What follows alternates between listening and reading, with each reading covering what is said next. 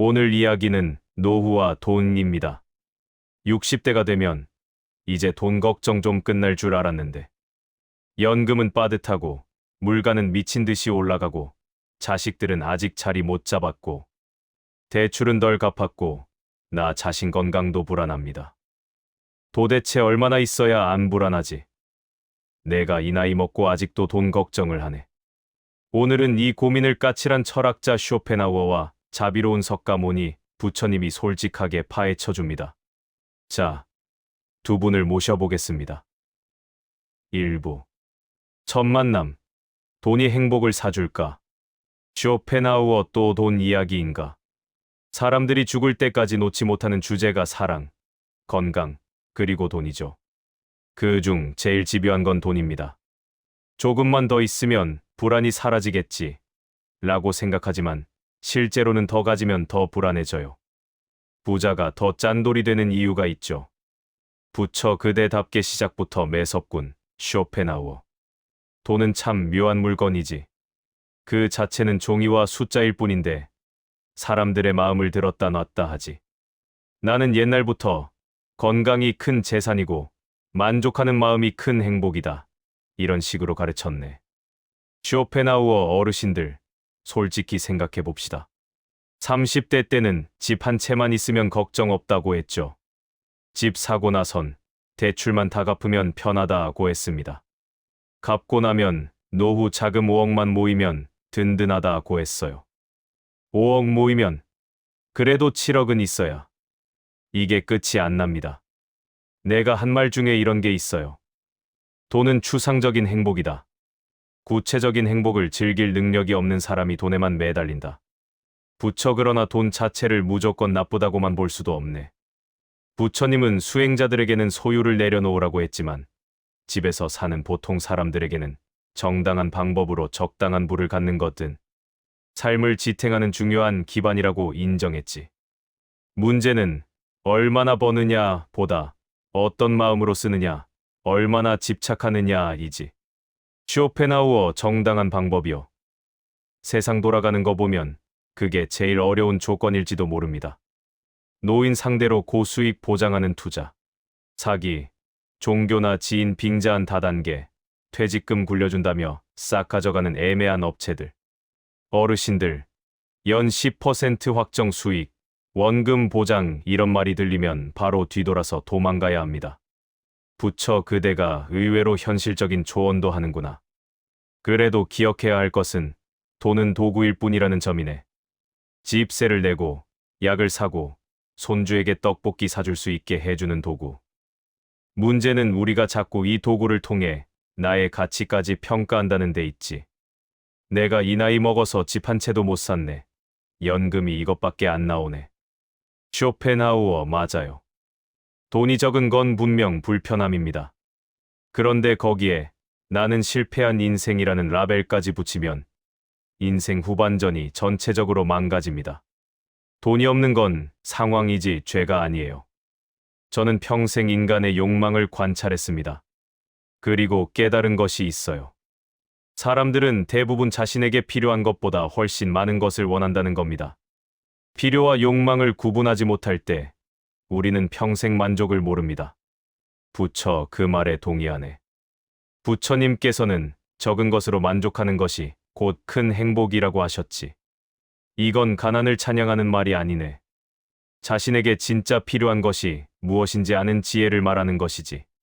쇼펜하우어 그래서 오늘은 돈으로부터 자유로워지는 방법이 아니라 돈과 덜 싸우면서 사는 방법을 같이 이야기해 보려 합니다. 부처 노후에 꼭 마주치는 몇 가지 상황들을 하나씩 들여다보면서 말일세. 나레이션 두 사람의 대화는 이제 구체적인 사례로 넘어갑니다. 첫 번째 고민은 아마도 모든 노년층이 공통으로 겪는 문제일 것입니다. 바로 연금과 물가의 괴리, 그 끝없는 간극에 대한 이야기입니다. 2부. 사례 1 연금은 부족하고 물가는 미쳤다. 나레이션 첫 번째 고민입니다. 연금이 들어오긴 하는데 공과금, 관리비, 식비 내고 나면 남는 게 별로 없습니다. 앞으로 10년, 20년은 더 살아야 할 텐데 이 돈으로 버틸 수 있을까요? 쇼펜하우어 아주 현실적인 질문이죠. 여기에 흔히 따라붙는 말은 이겁니다. 그래서 요즘 단기 알바를 해볼까 하는데 나이가 많아서 뽑아줄지도 모르겠어요. 부처 노년의 경제 문제는 두 가지 질문으로 요약되네. 하나, 얼마나 더 벌 수 있나?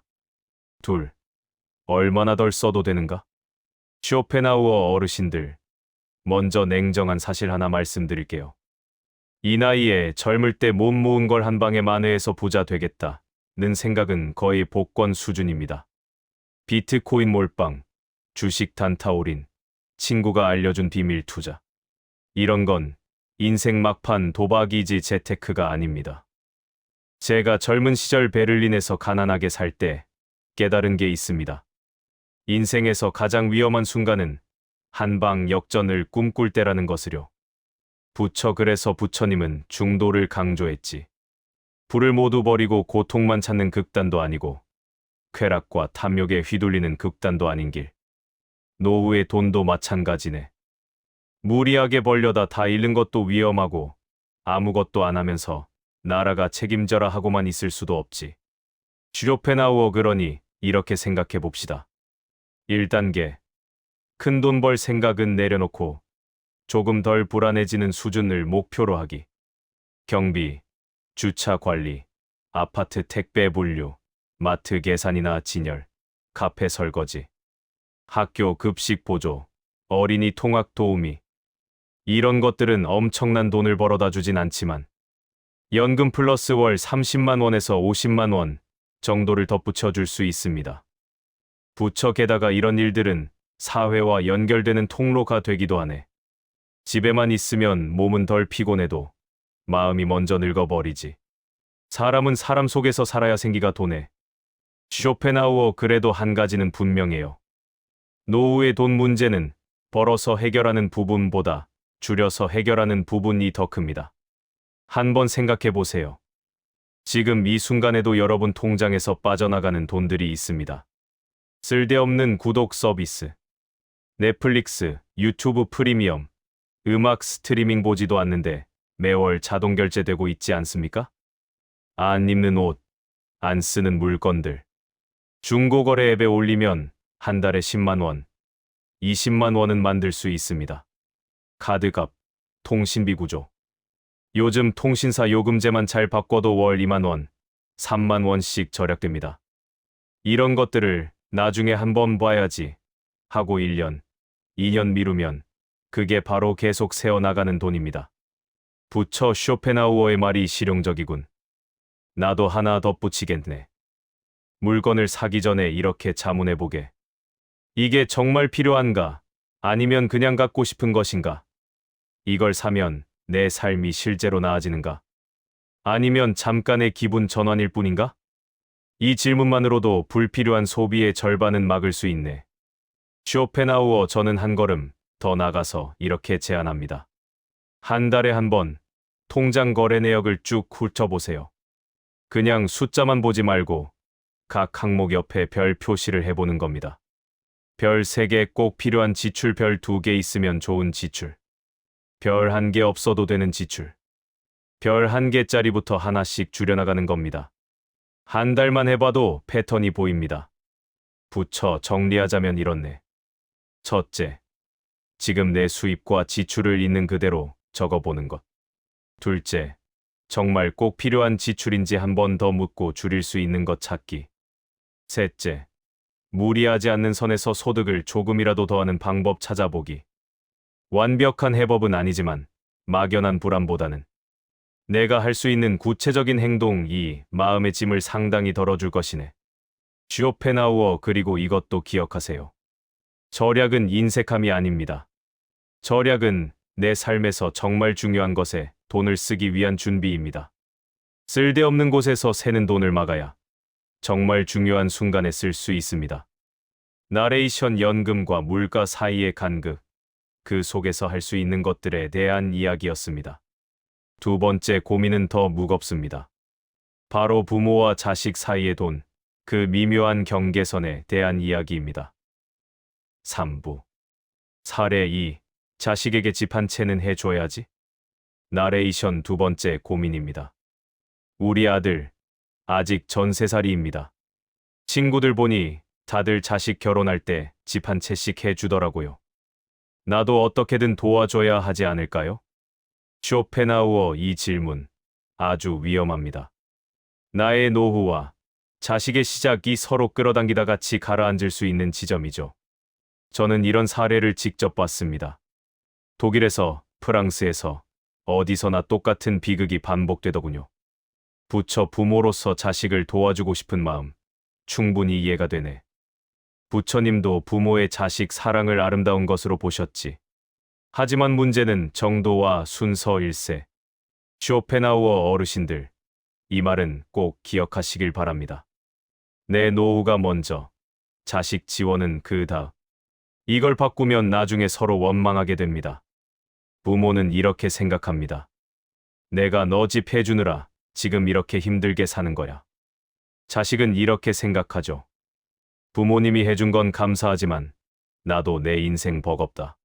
처음엔 감사했던 마음이 시간이 지나면서 무거운 빚처럼 느껴집니다.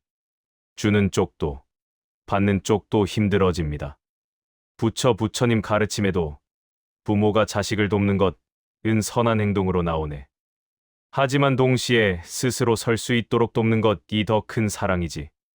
물고기를 잡아주는 것보다 물고기 잡는 법을 가르치는 것. 그 옛말에는 깊은 지혜가 담겨 있네. 쇼펜하우어 구체적인 이야기를 하나 들려드리죠. A씨, 65세입니다. 퇴직금과 노후자금을 털어 아들 부부에게 아파트를 사줬습니다. 대출은 본인 명의, 이자는 아들이 낸다는 조건이었죠. 처음 1년, 2년은 잘 내더군요. 그런데 회사 일이 꼬이고 아이 둘 낳고 나니 이자 내기도 버거워졌습니다. 결국 아빠, 이번 달만 좀 도와줘요가 반복되고 70이 넘은 아버지는 연금으로 이자 메꾸느라 본인 병원비를 아낍니다. 무릎이 아파서 인공관절 수술을 해야 하는데 아들 이자라도 내야지 하면서 참습니다. 어르신들, 이게 과연 자식을 도운 걸까요? 자식과 함께 빠져든 걸까요? 부처 안타까운 이야기로군. 부모가 도와줄 수 있다면 도와주는 것 좋네. 하지만 이런 원칙이 필요하네.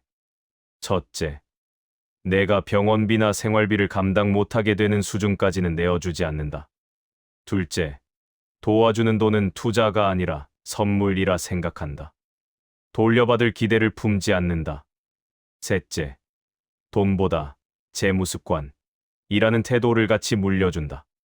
쇼펜하우어 그 셋째가 특히 중요합니다. 아버지, 어머니가 어떻게 돈을 모았는지, 어떻게 어려운 시기를 버텼는지 그 이야기를 들려주는 것. 그게 5천만 원짜리 아파트 계약금보다 훨씬 값진 유산일 수 있습니다. 자식이 스스로 일어서는 법을 배우지 못하면 부모가 준 돈은 그냥 소비되고 끝입니다. 부처 그리고 자식 입장에서도 생각해봐야 하네. 부모님이 힘들게 모은 돈으로 집을 해주신다면 그건 그분들의 노후를 담보로 한 것일 수 있네. 그 무게를 알고 받는 것과 당연하다고 생각하며 받는 것은 완전히 다르지. 쇼펜하우어 그리고 이건 제가 좀 독하게 말할게요. 자식에게 집 못 해준다고 부모 자격이 없는 게 아닙니다. 부모 자격은 밥 먹여 키우고 밤새 아픈 아이 간호하고 학교 보내려고 허리 휠 정도로 일하고 이런 것들로 이미 충분합니다. 서울 아파트 한 채가 부모 사랑의 증명서가 아닙니다. 요즘 젊은이들이 힘든 건 압니다. 집값이 미쳤고 일자리는 불안정하고 미래는 불투명하죠. 하지만 그건 우리 세대 부모들의 잘못이 아닙니다. 우리도 우리 나름대로 살아남느라 치열했어요. 부처 쇼펜하우어의 말이 거칠지만 진실이 담겨 있구나. 자식도 결국 자신의 인생을 살아가야 하네. 부모가 모든 걸 대신 떠안아주면 잠깐은 편할지 몰라도 결국 스스로 설 기회를 빼앗게 된다네. 쇼펜하우어 마지막으로 이것만 덧붙이겠습니다. 만약 정말 도와주고 싶다면 이렇게 하세요. 내가 먼저 2년간 월세를 살면서 저축을 해봐라. 그 저축 습관이 생기면 그때 내가 보태줄 수 있는 만큼 보태주마. 조건 없이 다 해주는 것보다 자식이 노력하는 과정을 함께하는 것. 그게 진짜 도움입니다. 나레이션 부모와 자식 사이의 돈 문제. 사랑만으로는 해결되지 않는 현실적인 고민이었습니다. 세 번째 이야기는 노후 자금을 노리는 수많은 유혹들에 대한 것입니다. 과연 우리는 어떻게 우리 자신을 지킬 수 있을까요? 사부. 사례 3. 이 정도면 괜찮은 투자 아닐까요? 나레이션 세 번째 고민입니다. 은행 이자는 너무 낮아요. 지인이 괜찮은 투자 있다는데 연 8%에서 10%는 기본이라고 합니다. 노후 자금, 이 정도는 굴려야 하지 않을까요? 쇼펜하우어 연 8에서 10%요? 요즘 세상에서 위험 거의 없이 그런 수익이면 이미 뉴스에 나옵니다. 은행이 아니라 전 세계 투자자들이 줄 서 있겠죠. 제가 평생 관찰한 바에 따르면 사람들이 사기를 당하는 이유는 단순합니다. 탐욕 때문이죠. 부처 탐욕. 욕심은 언제나 가장 약한 틈을 파고들지. 조금만 더. 남들보다 빨리. 남들보다 많이. 이 마음이 올라올 때마다 제일 먼저 생각해야 할 것은 내가 잃을 수도 있는가.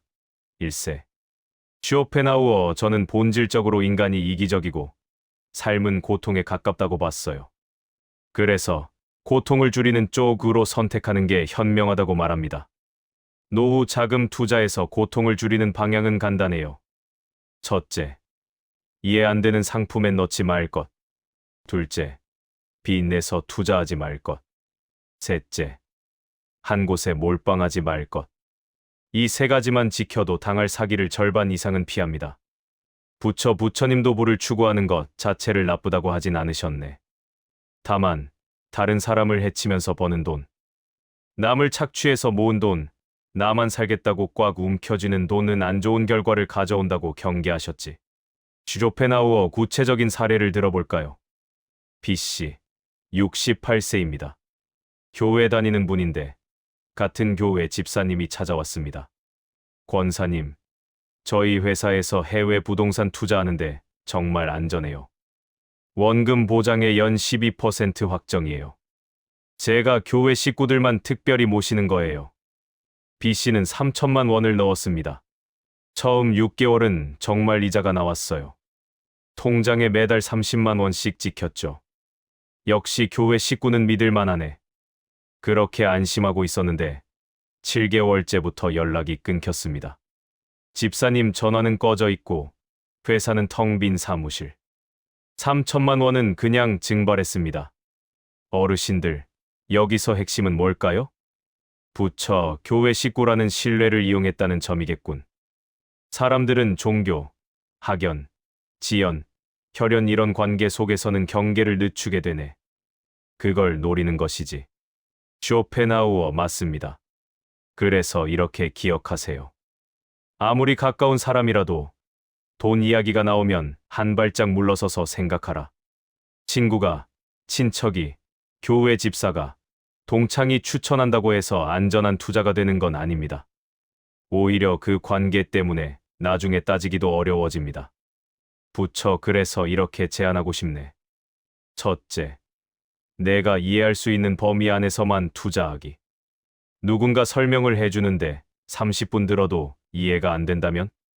그건 내 수준에서 해야 할 게 아니라는 뜻이라고 생각해보게. 둘째, 당장 결정하지 않기. 누군가 오늘 안에 가입해야 혜택. 지금 이 순간만 특별가라고 하면 거의 대부분 피해야 할 상품일 가능성이 크네. 진짜 좋은 투자는 내일도 모레도 있네. 셋째, 혼자 결정하지 말고 최소한 사람 이상에게 의견 묻기. 가능하면 가족이나 금융 전문가에게 자문을 구하되 그래도 마지막 결정은 본인이 하는 것. 쇼펜하우어 한 가지 더 추가하겠습니다. 원금 보장, 무조건 수익, 정부 인증, 이런 말이 나오면 99% 사기입니다. 정부는 민간 투자 상품을 인증하지 않아요. 원금 보장하면서 높은 수익을 준다는 건 논리적으로 모순입니다. 은행 예금도 요즘 연 3% 주기 어려운데 어떻게 연 10%를 원금 보장으로 주겠어요? 부처 욕심이 생기면 이성이 흐려지네. 나만 빼고 다들 돈 번다는 생각. 이번 기회를 놓치면 평생 후회할 것 같다는 조급함. 이런 마음이 올라올 때가 제일 위험한 순간이네. 쇼펜하우어 어르신들 주변에 이런 분 있을 거예요. 내 친구는 그거 해서 돈 벌었대. 나만 안 하면 손해 같아. 투자의 기준을 남이 벌었다더라 에 두면 거의 100% 후회합니다. 내가 모르는 상태에서 남 따라 들어가는 건 투자가 아니라 모험이죠. 운이 좋으면 살아남고 운이 나쁘면 전 재산을 잃습니다. 부처 그리고 혹시 사기를 당했다면 자책하지 말게. 내가 왜 그랬을까? 내가 너무 멍청했나? 이렇게 자신을 탓하는 것은 상처를 더 깊게 만들 뿐이네. 사기꾼들은 전문가들이네. 그들은 수십 년간 사람 심리를 연구해서 속이는 기술을 갈고 닦은 사람들이지. 당한 것은 부끄러운 일이 아니네. 다만 교훈으로 삼고 다음번엔 더 조심하면 되네. 쇼펜하우어 그리고 이건 아주 중요한 조언입니다. 모른다고 부끄러워하지 마세요. 모르면 물어보는 게 어른의 지혜입니다. 모르면서 아는 척하다가 통장 잔고가 사라집니다. 이거 무슨 뜻인지 모르겠는데요. 다시 한번 설명해 주시겠어요? 제가 이해한 게 맞나요? 이런 질문을 부끄러워하지 마세요. 이게 진짜 똑똑한 사람입니다. 나레이션 투자 유혹 앞에서 우리가 기억해야 할 것들, 탐욕과 조급함을 경계하는 지혜에 대한 이야기였습니다. 네 번째 주제는 더 무겁습니다. 가족 사이에서도 가장 민감한 문제, 바로 상속과 유산에 관한 것입니다. 5부. 사례 4 상속, 유산, 형제 사이의 전쟁, 나레이션 네 번째 고민입니다. 내가 죽고 나면 이 집과 예금은 어떻게 나누는 게 좋을까요? 자칫하면 자식들끼리 싸울까 걱정입니다. 또, 내 형제 자매들과도 부모님 유산 때문에 서운한 일이 많았습니다. 쇼펜하우어 돈은 살아있는 사람도 싸우게 만들고 죽은 사람 이름으로도 싸우게 합니다. 부모님이 나를 더 사랑했다, 덜 사랑했다 라는 감정까지 돈 액수로 계산하기 시작하죠. 장례식장에서 눈물 흘리던 형제들이 49제도 끝나기 전에 변호사 사무실에서 으르렁거리는 모습.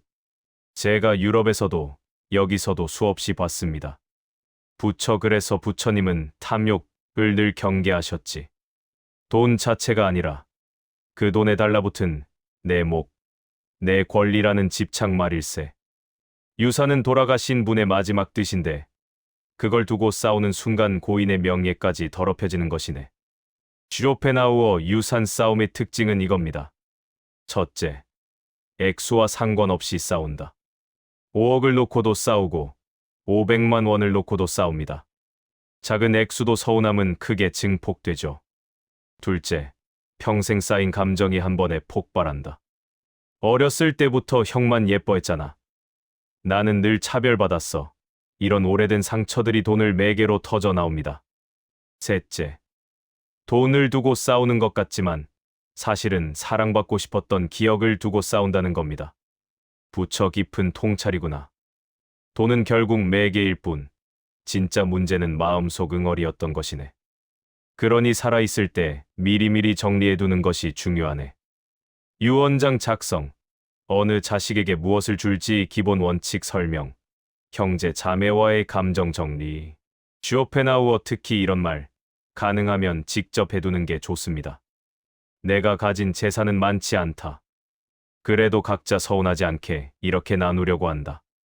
액수보다 내가 너희를 어떻게 생각했는지 그 마음을 이해해주면 좋겠다.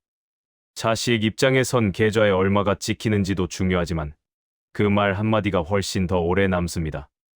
부모가 직접 설명을 해주면 나중에 형제끼리 싸울 때도 아버지가 그러셨잖아 라고 서로 진정시킬 수 있습니다. 부처 그리고 설령 유산을 조금 덜 받더라도 이렇게 생각해보는 연습이 필요하네. 부모님도 완벽할 수는 없다. 돈 나누는 방식에 아쉬움이 있을지라도 평생 나를 위해 수고한 마음까지 부정하고 싶지는 않다. 이게 쉬운 일은 아니네. 특히 정말로 차별받았다고 느낀 자식에게는 더 어려운 일이지. 하지만 그 원망을 평생 가슴에 안고 사는 것과 어느 정도 내려놓고 사는 것, 어느 쪽이 자신에게 이로울지 생각해봐야 하네.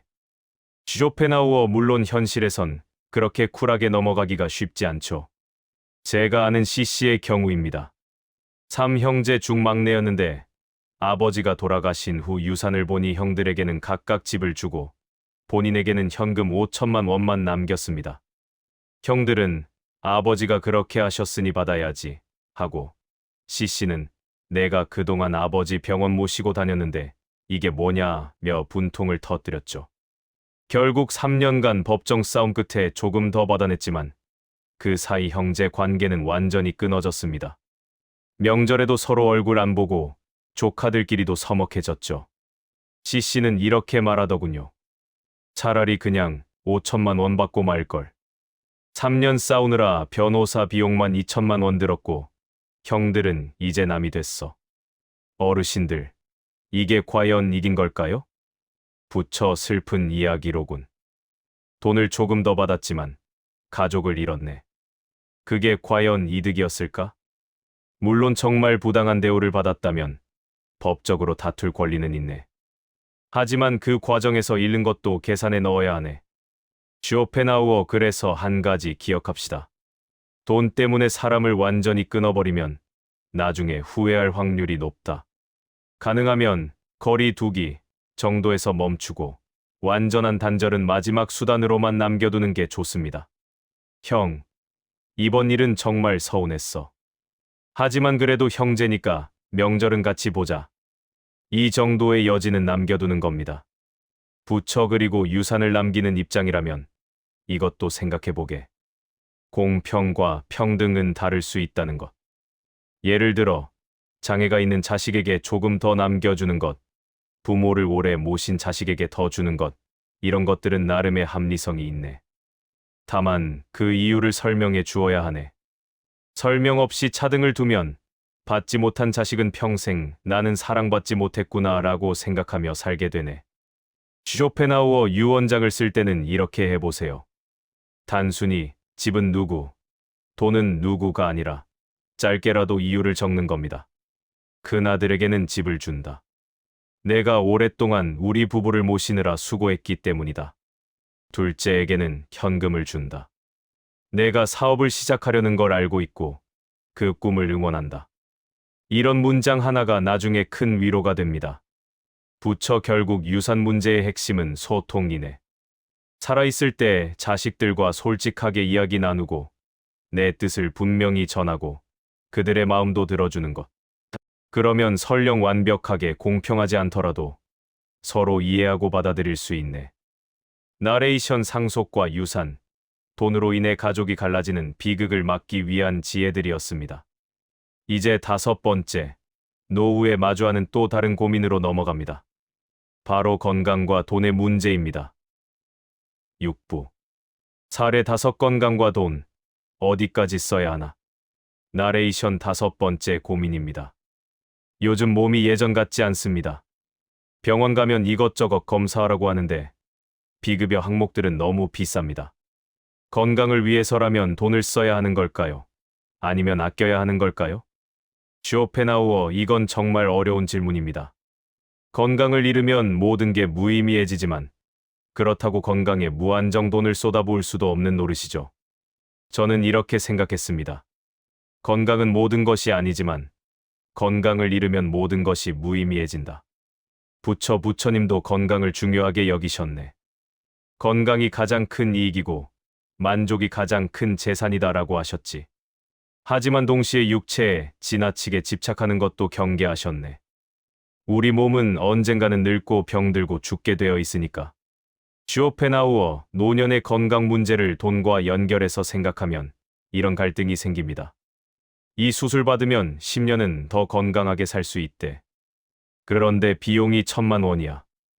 이 영양제 먹으면 좋다는데 한 달에 30만 원이야. 정밀검사 받으면 암 조기 발견 가능하대. 그런데 100만 원이야. 여기서 어떻게 판단해야 할까요? 부처, 나는 이렇게 기준을 세워보라고 권하고 싶네. 첫째, 지금 당장 생명이나 삶의 질과 직결되는가? 급성 질환, 심장이나 뇌혈관 문제, 암처럼 생명을 위협하는 것들. 이런 건 최우선으로 치료해야 하네. 둘째, 예방인가, 치료인가? 이미 아픈 걸 치료하는 건 필수지만 예방은 비용 대비 효과를 따져봐야 하네. 셋째, 의학적 근거가 확실한가? 검증된 치료법인지 아니면 과장 광고인지 구분해야 하네. 슈로펜하우어 구체적으로 말씀드리죠. 무릎이 아파서 일상생활이 어렵다. 인공관절 수술 받는 게 맞습니다. 그게 앞으로 10년, 20년의 삶의 질을 결정합니다. 암이 발견됐다. 표준 치료부터 받는 게 맞습니다. 검증 안 된 면역요법, 민간요법에 수천만 원 쓰는 건 나중에 후회할 확률이 높습니다. 하지만 노화 방지, 젊어지는, 기적에 이런 말이 붙은 건 대부분 과장입니다. 부처 특히 조심해야 할 것은 건강염려증과 건강사업의 결합이네. 나이가 들면 자연스럽게 몸 여기저기 안 좋아지네. 그게 정상이지. 그런데 거기에 이건 위험해요. 이 검사 꼭 받으세요. 이 영양제 안 먹으면 큰일 나요. 이런 말들이 끊임없이 들려오네. 모두 다 받고 먹으려면 돈이 아무리 있어도 모자라네. 쇼펜하우어 제가 아는 D씨의 경우입니다. 70대 여성분인데 TV 건강 프로그램을 너무 열심히 보셨어요. 이 음식이 암을 예방한다. 저 영양제가 치매를 막는다. 이 운동이 관절을 살린다. 매주 새로운 정보가 쏟아지고 그분은 그걸 다 실천하려고 했죠. 한 달 건강 관련 지출이 100만 원이 넘었습니다. 영양제만 10종류, 건강식품 5종류, 여기저기 정기검진. 그런데 정작 치과 치료는 미루고 안경도 안 바꾸고 계셨어요. 그건 나중에 해도 되니까. 이게 뭔가 잘못됐다고 생각 안 드십니까? 부처 본말이 전도되었구나. 정작 필요한 기본 치료는 미루고 불확실한 예방에만 돈을 쓰고 있네. 건강 지출도 우선순위가 필요하네. 1순위 당장 아픈 것 치료, 2순위 삶의 질 직결되는 것, 3순위 효과 입증된 예방 4순위, 그 외. 쇼펜하우어 그리고 이것도 기억하세요. 건강하게 오래 사는 게 목적이 아니라 건강해서 하고 싶은 일을 하는 게 목적입니다. 100세까지 사는데 90세부터는 침대에 누워만 있다면 그게 축복일까요? 85세까지 살지만 마지막까지 걷고, 웃고, 사랑하는 사람들과 시간을 보낼 수 있다면 그게 더 나은 삶 아닐까요?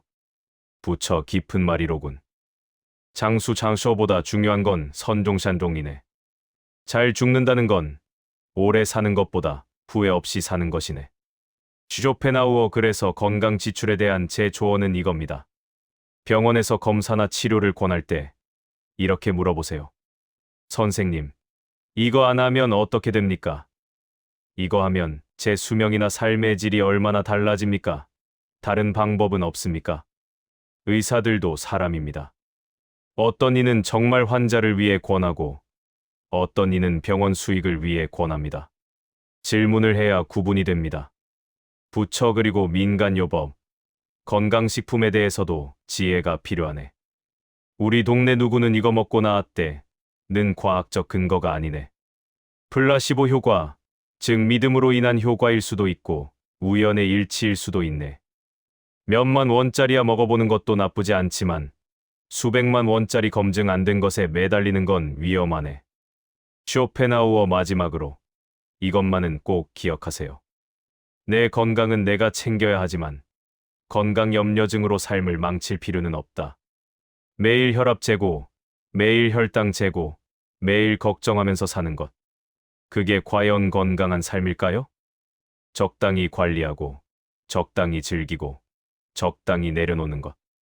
그게 진짜 노년의 지혜입니다. 나레이션 건강과 돈, 그 사이에서 균형을 잡는 법에 대한 이야기였습니다. 이제 마지막 주제로 넘어갑니다. 결국 노후와 돈, 이 모든 것은 나와의 관계로 귀결됩니다. 7부. 노후와 돈, 결국 나와의 관계. 나레이션 노후와 돈에 관한 여러 가지 이야기를 나누다 보니 결국 한 가지 질문이 남습니다. 나는 앞으로 돈과 어떤 관계를 맺으며 살고 싶은가? 쇼펜하우어, 저는 평생 인간의 욕망과 고통을 연구했어요. 결론은 간단합니다. 우리 고통의 상당 부분은 가지지 못한 것에 대한 갈망에서 온다. 돈도 마찬가지입니다. 이미 가진 돈에서 오는 안도감보다 아직 모자란 돈에서 오는 불안이 항상 더 크게 느껴지죠. 통장에 5천만 원 있으면 1억은 있어야 하는데 하고 1억 있으면 2억은 있어야 안심이지 합니다. 이게 끝이 없어요. 그래서 노후에는 이 질문을 스스로에게 던져봐야 합니다. 지금 가진 것만으로 어떻게 덜 불행하게 살 수 있을까? 부처 나는 이렇게 묻고 싶네. 지금 가진 돈을 어떻게 쓰면 내 마음과 주변 사람들의 마음이 조금이라도 더 편안해질까? 부처님의 가르침에서는 물을 쓰는 4가지 즐거움을 말하기도 하네. 하나, 스스로와 가족이 안정되는 즐거움. 둘, 다른 이와 나누는 즐거움. 셋, 떳떳한 방법으로 벌었다는 마음의 편안함. 넷, 빚에서 자유로운 평온함. 쇼펜하우어 한마디로 요약하면 이겁니다. 돈은 쌓아둘 때보다 적절히 쓸 때 더 가치 있다. 물론 그 적절히가 어렵죠.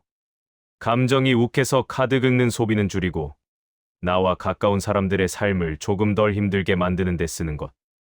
예를 들어 손주에게 비싼 장난감 사주는 대신 함께 도서관 가서 책 읽어주는 데 쓰거나 친구들과 가성비 좋은 식당에서 천천히 오래 수다 떠는 데 쓰거나 평생 해보고 싶었지만 못했던 취미, 그림이나 글쓰기, 악기 배우는 데 쓰거나 부처 돈을 내가 누구인지 보여주는 거울이라고 생각해보게. 내가 어디에 돈을 쓰는지 보면 내가 무엇을 중요하게 여기는지 가장 잘 드러난다네. 매일 로또 사는 데 쓰는가 아니면 동네 도서관 기부금으로 내는가. 자식에게 잔소리와 함께 돈 쥐어주는가 아니면 함께 밥 먹으며 이야기 나누는 데 쓰는가. 쇼펜하우어 어르신들, 혹시 이런 생각 드신 적 있죠? 나 하나 즐기자고 돈 쓰기엔 이미 늙은 것 같다. 저는 이렇게 말하고 싶어요. 아직 숨 쉬고 계시면 아직 늦지 않았습니다. 젊어서 못 누렸던 여유를 조금이라도 느껴볼 권리가 충분히 있습니다. 가족 위해서, 자식 위해서, 남 보기 위해서만 살다가 인생 끝나면 억울하지 않겠어요?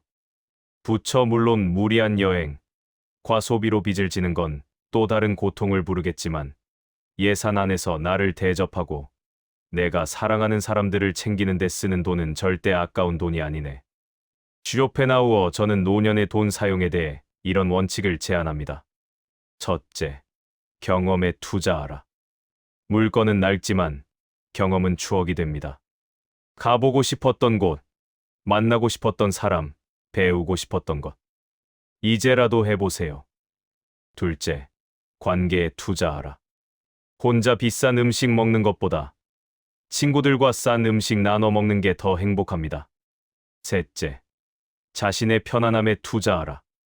좋은 침대, 편한 신발, 밝은 조명.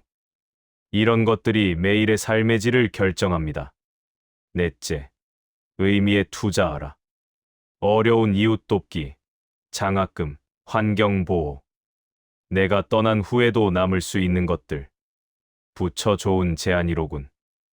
나는 여기에 하나 더 덧붙이고 싶네. 집착 없이 쓰라. 돈을 쓰되 그 결과에 집착하지 말게. 내가 이렇게 해줬는데 왜 고맙다는 말이 없지? 이 돈이 헛되이 쓰인 건 아닐까? 이런 생각이 들면 준 돈이 부메랑이 되어 자신을 괴롭히네. 주면 놓아버리게. 그게 진짜 베푸는 것이네. 쇼펜하우어 그리고 이제 정말 중요한 이야기를 해야 할 것 같습니다. 노년에 돈이 부족하면 어떻게 해야 하는가? 솔직히 말씀드리죠. 어떤 분들은 정말 돈이 없습니다. 연금도 적고 저축도 없고 일할 체력도 없습니다. 이런 분들에게 경험에 투자하라, 의미에 투자하라, 이런 말이 공허하게 들릴 수 있어요. 부처 그럴 때는 더욱더 집착을 내려놓는 연습이 필요하네. 가난이 죄가 아니듯 돈이 없다고 인간의 가치가 떨어지는 건 아니네. 정부 지원, 복지 제도, 종교 단체나 이웃의 도움. 부끄러워하지 말고 받을 수 있는 건 받게.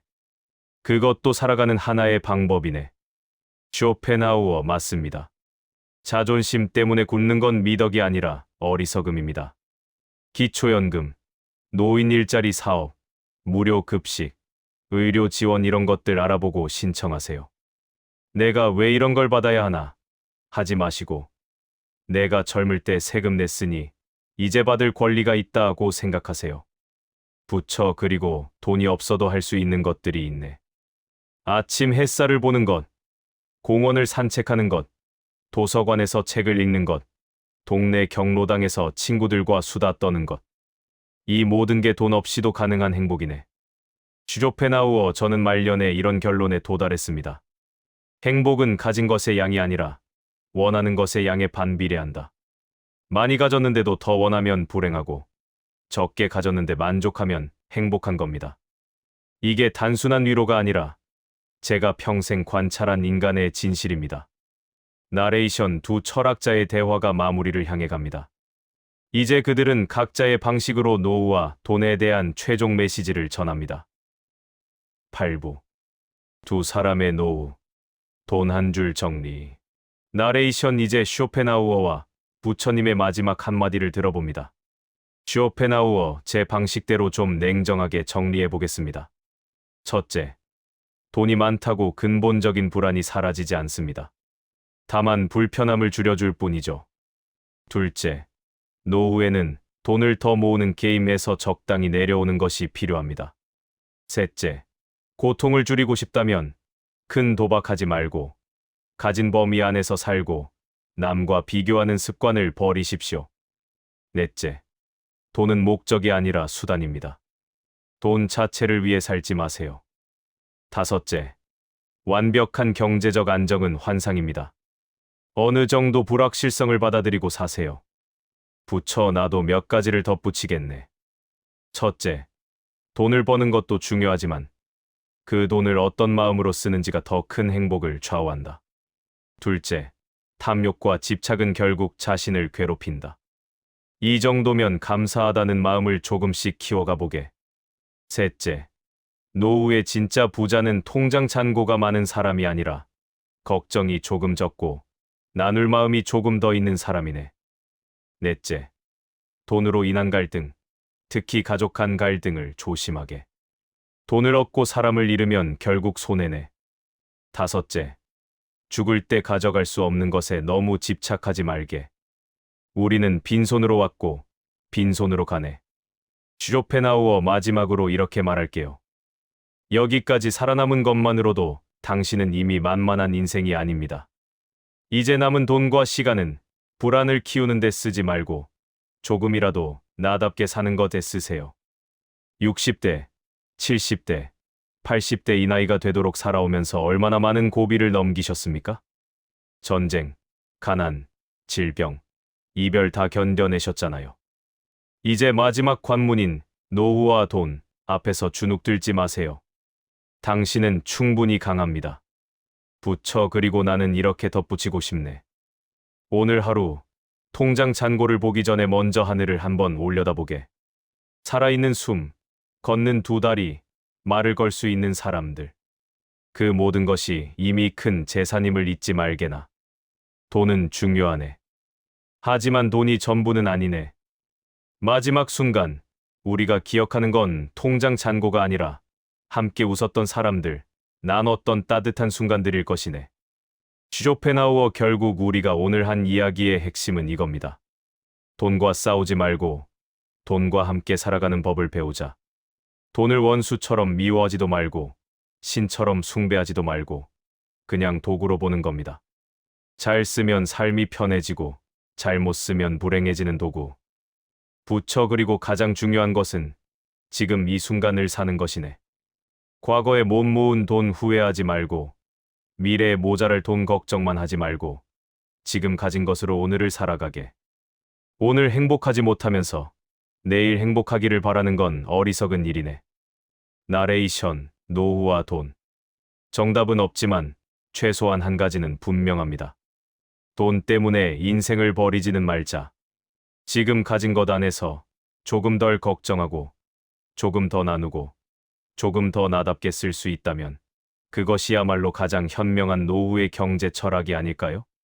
쇼펜하우어의 냉철한 현실주의와 부처님의 자비로운 지혜.